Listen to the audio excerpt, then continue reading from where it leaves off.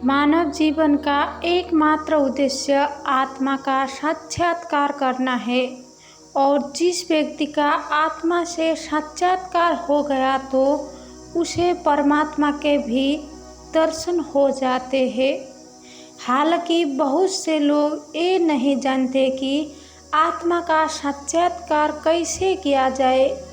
ऐसा ही एक जिज्ञासु व्यक्ति एक संत के पास गया और बोला, महाराज मैं सालों से पूजा पाठ कर रहा हूँ, मैंने सारे तीर्थ भी कर लिया है, लेकिन अब तक मुझे परमात्मा के दर्शन नहीं हुए। इस पर संत ने उत्तर दिया, परमात्मा के दर्शन पूजा पाठ सत्संग या तीर्थ करने से नहीं होते।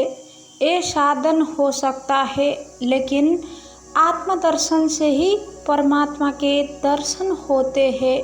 अब उस व्यक्ति ने प्रश्न किया, महाराज तो फिर आत्मा के दर्शन कहाँ होंगे?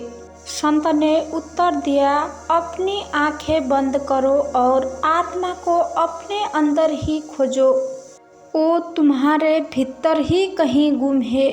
कबीरदास कहते हैं कि परमात्मा और आत्मा एक नहीं और परमात्मा और आत्मा अलग अलग भी नहीं है, क्योंकि जैसी आत्मा वैसी ही परमात्मा और जैसा परमात्मा वैसे ही आत्मा, इनमें कोई अंतर या भेद नहीं है।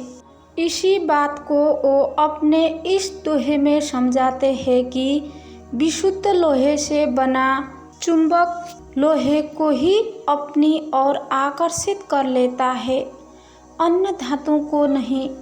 लोहे से चुंबक और चुंबक से लोहा इस प्रकार चिपक जाता है कि दोनों को अलग करने के लिए बल का प्रयोग करना पड़ता है। इसी प्रकार परमात्मा और आत्मा में संबंध है। खैर लोग ये भी समझते हैं कि उनका शरीर ही आत्मा है और जब उनकी मृत्यु होगी तब आत्मा भी मर जाएगी। गीता में भगवान श्री कृष्ण कहते हैं, आत्मा को शस्त्र से काटा नहीं जा सकता, अग्नि उसे जला नहीं सकती, जल उसे गला नहीं सकता और वायु उसे सुखा नहीं सकता। यानी जिस प्रकार मनुष्य पुराने वस्त्रों को त्याग कर नए वस्त्र धारण करता है, उसी प्रकार आत्मा पुराने शरीर को त्याग कर नवीन शरीर धारण करती है। आत्मा और शरीर के मिलन से ही जीव आत्मा बनता है। भगवान गीता में कहते हैं, हे अर्जुन, मेरे जन्म और कर्म दिव्य और अलौकिक है।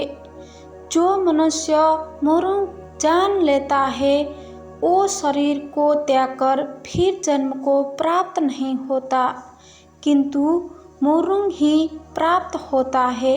बहरहाल आत्मा और परमात्मा दोनों प्रेम के भूखे हैं और यही प्रेम जीवात्मा को इनके करीब भी लाता है। यदि आपको वीडियो पसंद आया तो वीडियो को लाइक करें, शेयर करें और भी ऐसे ही वीडियो देखने के लिए हमारे चैनल को सब्सक्राइब करना ना भूलें।